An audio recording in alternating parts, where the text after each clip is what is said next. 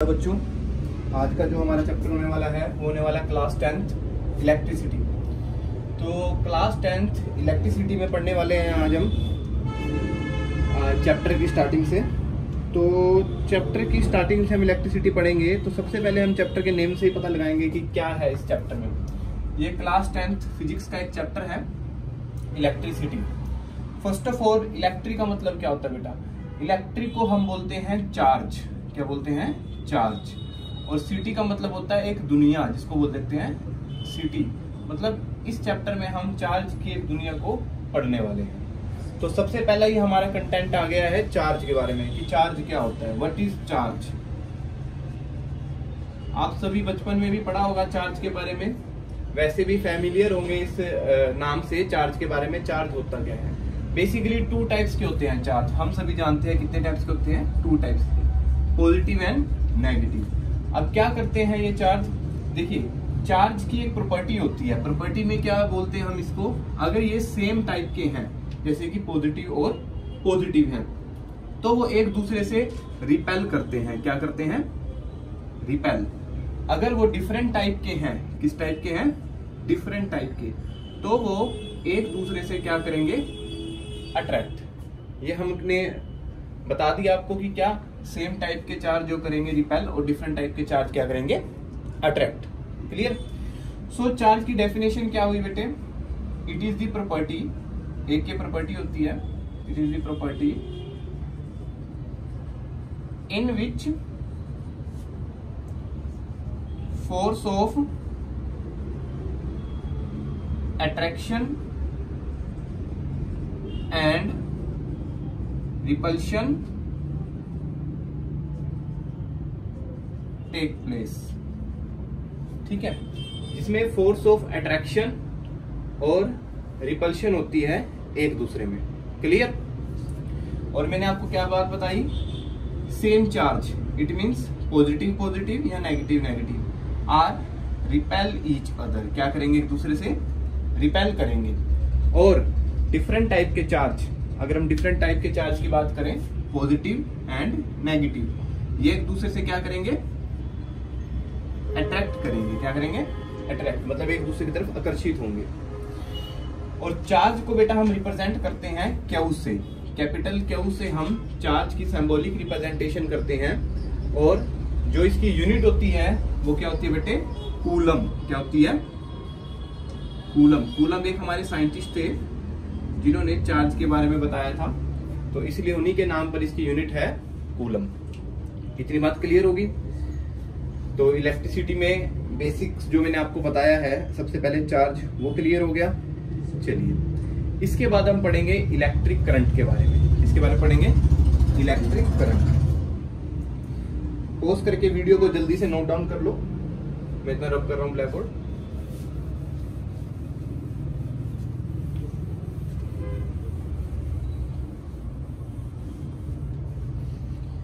चलिए बेटा, अब हम पढ़ने वाले हैं इलेक्ट्रिक करंट के बारे में। इलेक्ट्रिक करंट क्या होता है?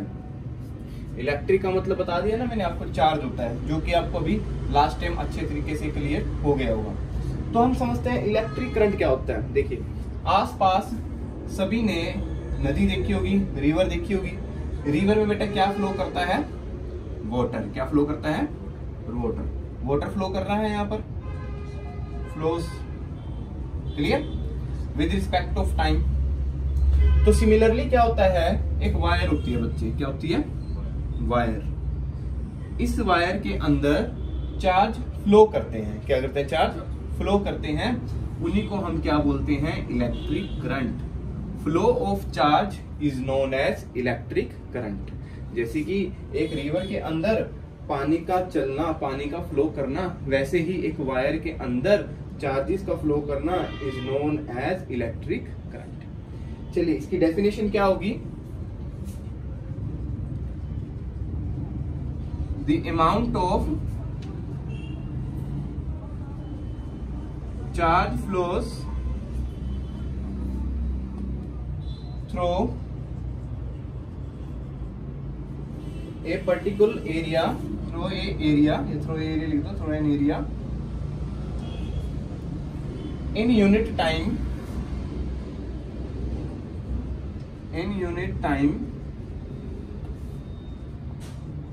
is known as electric current. उसको हम बेटे क्या बोलते हैं? Electric current. समझ में आ गई इसकी बात? क्लियर? इलेक्ट्रिक करंट को रिप्रेजेंट करते हैं बेटे कैपिटल आई से। किसे रिप्रेजेंट करते हैं? कैपिटल आई से। तो डेफिनेशन से ही मैं फॉर्मूले को जनरेट करूंगा कि charge flow in an area in a unit of time, it means charge by में टाइम। क्या देगा? चार्ज बाय में टाइम। क्लियर होगी बात? चार्ज बाय में टाइम। इसमें कोई डाउट? कोई किसी भी टाइप का डाउट हो इसमें? चलिए अब हम यूनिट के बारे में डिस्कस करेंगे कि इलेक्ट्रिक करंट की यूनिट क्या होती है।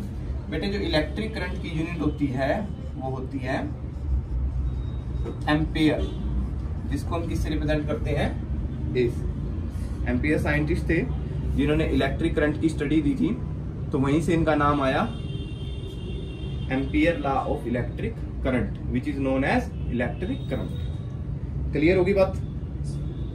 कोई इसमें डाउट? ठीक है। अब बच्चे इसके बाद हम नेक्स्ट टॉपिक करने वाले हैं इलेक्ट्रिक सर्किट। इतना पॉज करके वीडियो को जल्दी से नोट डाउन कर लो।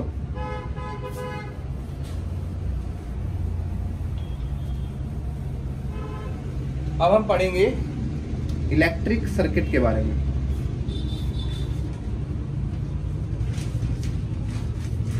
सर्किट क्या होता है बेटे? ध्यान से सुनो। घर में सभी के स्विचेस हैं, आप वहां से ऑन ऑफ करते हो फैन को, ऑन ऑफ करने के बाद फैन ऑन हो जाता है, ऑफ करने के बाद फैन ऑफ हो जाता है। क्लियर? तो आपने देखा होगा कि एक पाथ बना हुआ है घर के स्विचेस के पॉइंट से लेके आपके fan, tubelight, AC, something else electrical appliances का। उस पाथ को ही हम, उस क्लोज पाथ को ही हम इलेक्ट्रिक सर्किट बोलते हैं। क्या बोलते हैं? उस क्लोज पाथ को ही इलेक्ट्रिक सर्किट। पता लग गया? तो मतलब क्या हुआ इसकी डेफिनेशन का? ए continuous and close path, a continuous and closed path of an electric current is called electric circuit, is called electric circuit। समझ में आ गई बात? कोई डाउट? चलिए अब यहां से आपको एक छोटा सा क्वेश्चन पूछता हूं जो कि आपकी टेक्स्ट बुक में भी है। Define 1 ampere of current. Define 1 ampere of current. हम पढ़ते हैं 1 एम्पियर ऑफ करंट किसे बोलते हैं? देखिए, we know very well the formula of current is equal to charge by में टाइम। अब यहां पर क्वेश्चन में पूछता है कि 1 एम्पियर ऑफ करंट किसे बोलते हैं। मतलब जो ये करंट है इसकी वैल्यू 1 एम्पियर है। अब इसकी वैल्यू, करंट की वैल्यू 1 कब आएगी? जब मेरा चार्ज भी 1 होगा और टाइम भी क्या होगा? 1 होगा। ठीक है ना? तभी ये करंट की वैल्यू 1 आएगी। तब यहां से हम लिख सकते हैं ये 1 ampere current is defined as the 1 coulomb charge flow in 1 second। चलिए, it is defined as the 1 coulomb charge flows in a 1 second is known as 1 ampere of current. Clear होगी बात? कोई डाउट इसमें? यस या no? चलिए, इसी में मैं आपको कुछ 2 इंपॉर्टेंट चीज और लिखवाने वाला हूं, उसको थोड़ा नोट डाउन करना, जो कि आने वाले न्यूमेरिकल्स में बहुत ही काम आने वाली है। ठीक है।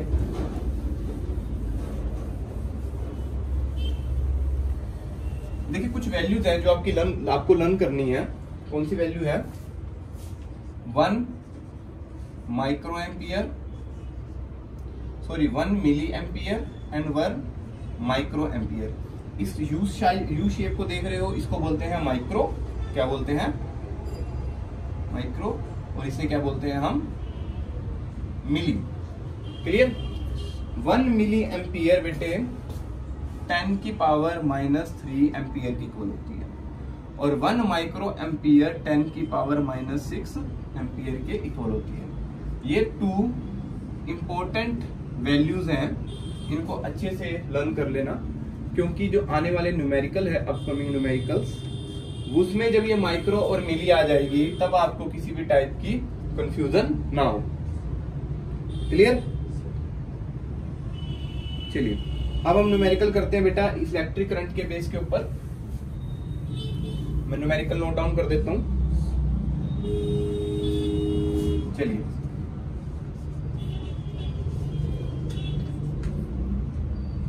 एक current of 1.5 ampere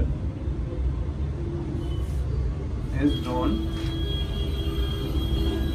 by a filament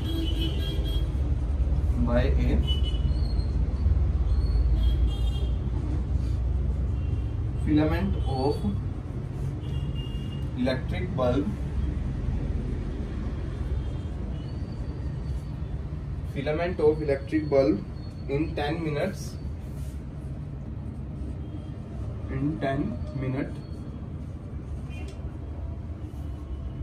find the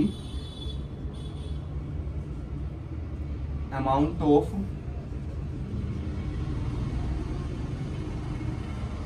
electric charge flow in circuit. Electric charge flows in circuit. Clear? हमेशा बेटा जब भी कभी न्यूमेरिकल करते हो फिजिक्स में, तो आपको एक पॉइंट सबसे ज्यादा ध्यान देना है, वो है गिवन, कि हमें क्या क्या चीज गिवन है। हमें यहाँ पर क्वेश्चन में करंट की वैल्यू गिवन है, कितनी है? 0.5 एम्पियर, कि भाई एक करंट है 0.5 एम्पियर का, जो कि चल रहा है एक फिलामेंट इलेक्ट्रिक बल्ब के अंदर 10 मिनट तक। कितने मिनट तक? 10 मिनट तक। तो टाइम कितना होगा बेटे? 10 मिनट। अब इस 10 मिनट को मैं सेकंड में बदलूंगा। किसे बदलूंगा? सेकंड में। 1 मिनट में बेटे कितने सेकंड होते हैं? We know very well, 1 minute में 60 सेकंड होते हैं। तो 10 मिनट में क्या होगा? Multiply 60 is equal to 600 second. Clear होगी इतनी बात? अब इसके बाद हमें निकालना है चार्ज। क्या निकालना है बेटे? चार्ज। हम सभी को पता है फॉर्मूला इलेक्ट्रिक करंट का क्या होता है? चार्ज बाय में टाइम। क्या होता है? चार्ज बाय में टाइम। तो अभी यहां से हम चार्ज की वैल्यू निकालेंगे बेटे। ये क्रॉस मल्टीप्लिकेशन हो जाएगी वैल्यू, तो क्या आ जाएगा मेरे पास? I into T. आई कितनी वैल्यू है बेटा करंट की? 0.5 एम्पियर। कितनी वैल्यू है? 0.5 एम्पियर। जब मल्टीप्लाई कराते हैं यूनिट्स को नहीं लिखते, मल्टीप्लाई टाइम कितना है? 600 सेकेंड। क्लियर होगी बात?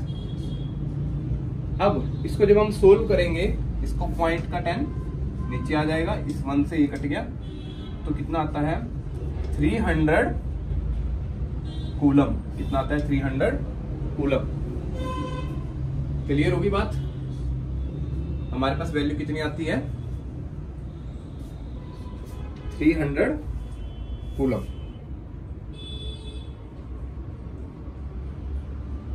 यस या नो? क्लियर होगी बात?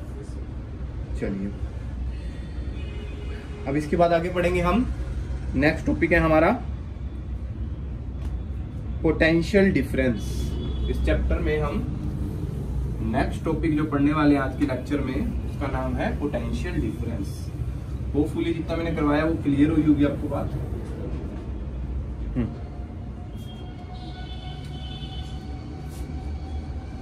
टॉपिक का नाम है पोटेंशियल डिफरेंस। चलिए भाई, सबसे पहले हम पोटेंशियल वर्ड को समझते हैं कि पोटेंशियल वर्ड है क्या। देखिए, पहले एग्जांपल से समझाऊंगा, ध्यान से समझना। पोटेंशियल का मतलब एक किस्म से एक बंदे की काम करने की ताकत है कि मैं हूं कि मैं कितना पोटेंशियल से काम कर सकता हूं। सपोज मुझे वेट उठाना है, मेरे अंदर कितनी क्षमता है इस वेट को उठाने की, करेक्ट। इसी को हम बोलते हैं पोटेंशियल। मतलब वो क्षमता, वो एक किस्म में पावर नहीं, वो स्ट्रेंथ मान सकते हैं हम बॉडी की, जिससे हम किसी चीज को उठा सकते हैं। क्लियर? पोटेंशियल वर्ड क्लियर हुआ। अब यहाँ पर पोटेंशियल डिफरेंस आ गया। पोटेंशियल क्या आ गया? डिफरेंस। चलो पहले समझते हैं हम एग्जाम्पल थे, इसी रिवर वाले एग्जाम्पल से। एक रिवर बना ली मैंने बेटे, क्लियर। और एक ये ब्रिज है और एक ये ब्रिज है इस रिवर के ऊपर। दो ब्रिज दिख गए आपको बेटे। इस ब्रिज को ए बोल दिया, इस ब्रिज को क्या बोल दिया? बी। एग्जाम्पल ले रहा हूं मैं एक रिवर का। तो एक बॉय खड़ा है इस ब्रिज पर और उसने यहां से कोई कपड़ा इस रिवर के अंदर फेंक दिया, थ्रो कर दिया। जब कपड़ा इस रिवर के अंदर थ्रो किया उसने, तो क्या देख रहा है? जो ये कपड़ा है कभी पानी के अंदर जा रहा है, कभी पानी के बाहर आ रहा है, कभी किनारे पे जा रहा है, कभी इधर जा रहा है, और जाते जाते फिर इस ब्रिज पर वो दिख गया और क्रॉस कर गया। समझ में आई?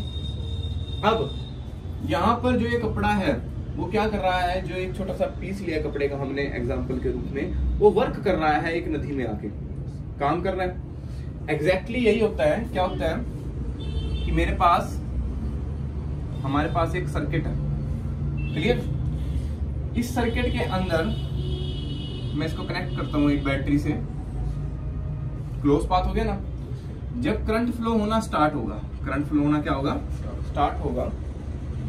स्टार्ट होने के बाद मैं देखता हूं कि यहां पर चार्ज फ्लो होना स्टार्ट हो गया, पॉजिटिव टू नेगेटिव, और इलेक्ट्रॉन फ्लो होने स्टार्ट हो गए हैं बेटे, नेगेटिव टू पॉजिटिव। एक नई बात और बात याद रखनी है आपको, इलेक्ट्रॉन्स फ्लो करते हैं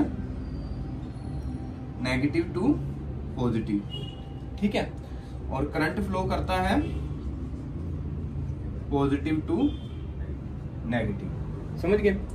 तो जब यहाँ पर करंट फ्लो हो रहा है मेरे किसी इस कंडक्टर के अंदर, जो मैंने कंडक्टर लिया है, तो वहां मैं कोई भी दो पॉइंट कंसीडर कर लेता हूं। ये ए कर लिया मैंने, ये बी कर लिया।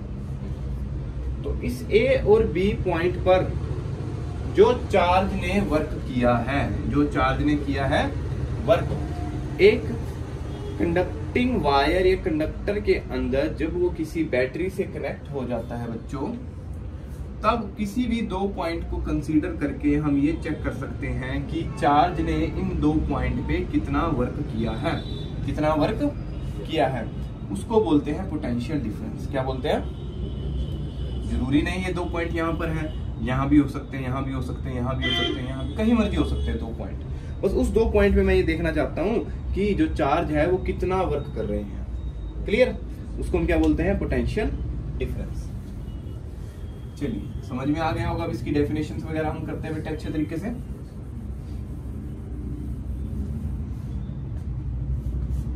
इन चैप्टर्स के अगर बेटा आपको नोट्स चाहिए तो कमेंट सेक्शन में बता देना, या फिर मुझे व्हाट्सएप कर देना, आपको मिल जाएंगे।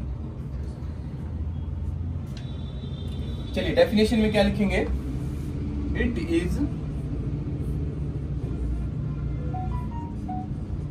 Defined as the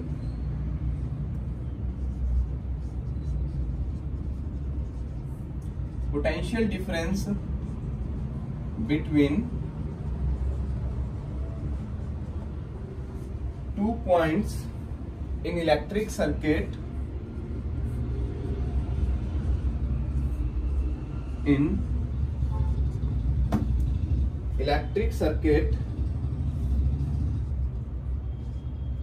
is defined as the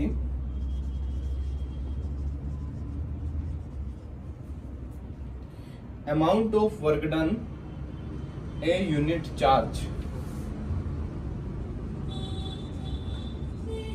amount of work done a unit charge from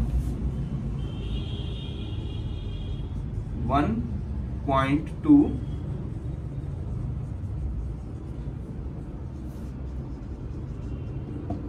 another point। तो मतलब क्या हुआ, potential difference is equal to work done by में चार्ज। और पोटेंशियल डिफरेंस को हम बेटे रिप्रेजेंट करते हैं V से। वर्क डन को रिप्रेजेंट करेंगे हम W से, चार्ज को रिप्रेजेंट करेंगे हम Q से। और जो वर्क डन के पॉइंट है वो A point two B point मैंने आपको बता दिया कि वो A से B के बीच में ही हम वर्क डन को टेस्ट करेंगे और सभी उसी का पोटेंशियल हम फाइंड आउट करेंगे।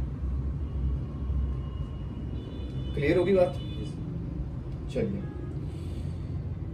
जो यूनिट होती है इलेक्ट्रिक पोटेंशियल की, यूनिट का नाम है वोल्ट।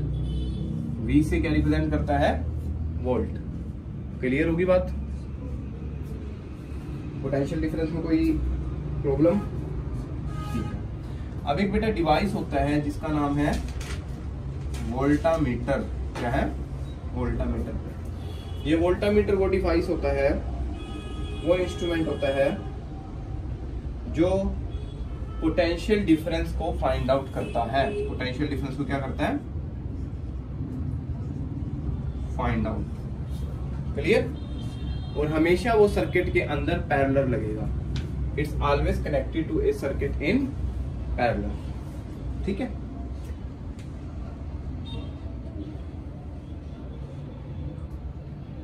चलिए बेटा, अब हम बात करेंगे आगे न्यूमेरिकल की तरफ, which is based upon totally potential difference. जो किसके ऊपर बेस है बेटे? पोटेंशियल डिफरेंस के ऊपर।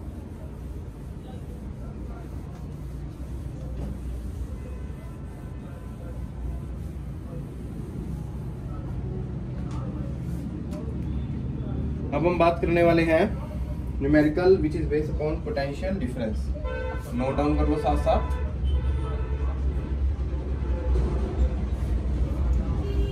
How much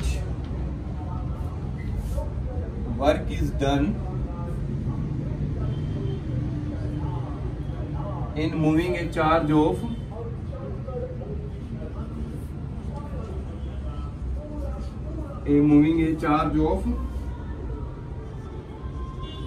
to coulomb from a point at